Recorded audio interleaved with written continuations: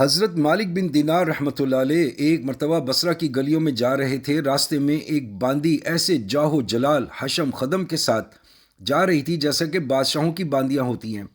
حضرت مالک نے اس کو دیکھا تو آواز دے کر فرمایا کہ اے باندی، میں تجھے تیرا مالک فروخت کرتا ہے یا نہیں؟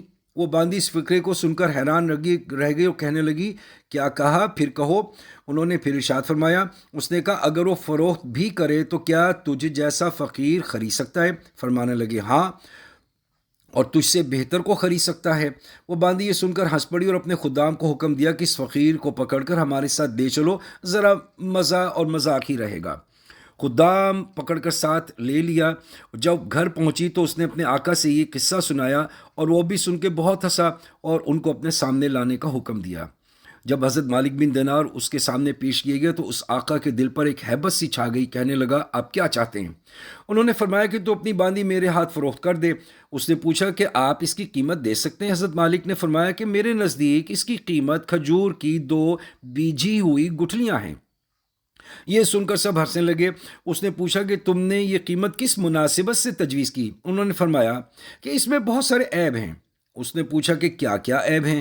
فرمانے لگے، اگر عطر نہ لگائے تو بدن سے بدبو آنے لگے، دانت صاف نہ کرے تو منہ میں سے سڑاند آنے لگے، بالوں میں تیل کنگھی نہ کرے اور وہ پریشان حال ہو جائیں، جوئیں ان میں پڑ جائیں، سر میں سے بو آنے لگے، ذرا عمر زیادہ ہو جائے تو بوڑھی بن جائے گی، منہ لگانے کو بھی قابل نہ رہے گی، حیض اس کو آتا ہے، پیشاب پخانہ یہ کرتی ہے، ہر قسم کی گندگیاں یعنی تھوک، سینک، رال، ناک کے چوہے وغیرہ اس سے نکلتے ہیں، غم، رنج، مصیبتیں اس کو پیش آتی ہیں، غرض اتنی ہے کہ محض اپنی غرض سے تجھ سے محبت کرتی ہے، محض اپنے راحت و آرام کی وجہ سے تجھ سے الفت جتاتی ہے، آج کوئی تکلیف تجھ سے پہنچ جائے تو ساری محبت ختم، انتہائی بے وفا کہ قول و قرار پورا نہ کرے، اس کی ساری محبت جھوٹی ہے، کل کو تیرے بعد کسی اور کے پہلو میں بیٹھے گی تو اس سے بھی ایسی ہی محبت کے دعوے کرنے لگے گی۔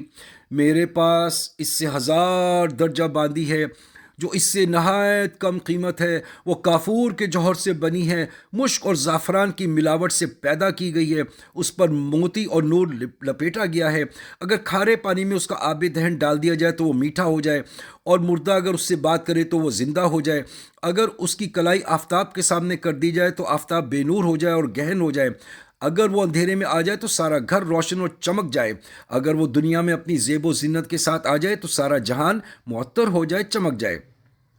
اس باندی نے مشک و زعفران کے باغوں میں پرورش پائی ہے، یاقوت اور مرجان کی ٹہنیوں میں کھیلی ہے، ہر طرح کی نعمتوں کے خیموں میں اس کا محل سرائے ہے، تسنیم جو جنت کی نہروں میں سے ایک نہر ہے اس کا پانی پیتی ہے، کبھی وعدہ خلافی نہیں کرتی، اپنی محبت کو نہیں بدلتی، ہر جائی نہیں ہے۔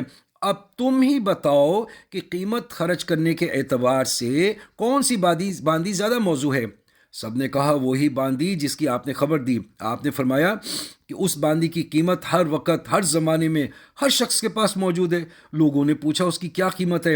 آپ نے فرمایا، اتنی بڑی اہم اور عالیشان چیز کے خریدنے کے لیے بہت معمولی قیمت ادا کرنی پڑتی ہے، اور وہ یہ ہے کہ رات کا تھوڑا سا وقت فارغ کر کے صرف اللہ جل شانہ کے لیے کم از کم 2 رکعت تہجد پڑھ لی جائیں، اور جب تم کھانا کھانے بیٹھو تو کسی غریب محتاج کو بھی یاد کر لو، اور اللہ جل شانہ کی رضا کو اپنی خواہشات پر غالب کر دو۔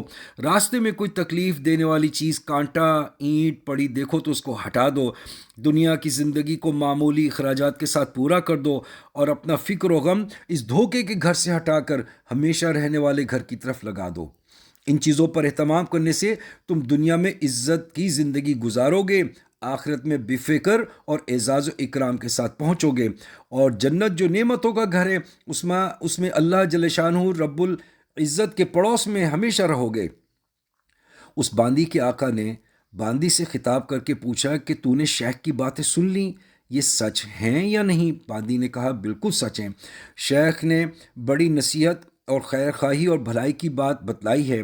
آقا نے کہا، اچھا تو اب آزاد ہے اور اتنا اتنا سامان تیری نظر ہے، اور اپنے سب غلاموں سے کہا کہ تم سب بھی آزاد ہو، اور میرے مال میں سے اتنا اتنا مال تمہاری نظر ہے، اور میرا یہ گھر اور جو کچھ مال اس میں ہے سب اللہ کی راہ میں صدقہ ہے۔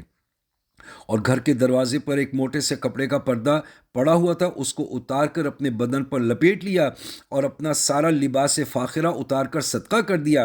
اور اس باندی نے کہا کہ میرے آقا، تمہارے بعد میرے لیے یہ زندگی اب خوشگوار نہیں ہے۔ اس لیے اس نے بھی موٹا سا کپڑا پہن کر اپنا سارا زیب و زینت کا لباس اور اپنا سارا مال و متاع صدقہ کر کے آقا کے ساتھ ہو لی۔ اور مالک بن دینار رحمۃ اللہ علیہ ان کو دعائیں دیتے ہوئے ان سے رخصت ہو گئے، اور وہ دونوں اس سارے عیش و عشرت کو طلاق دے کر اللہ کی عبادت میں مشغول ہو گئے، اور اسی حالت میں ان کا انتقال ہوا۔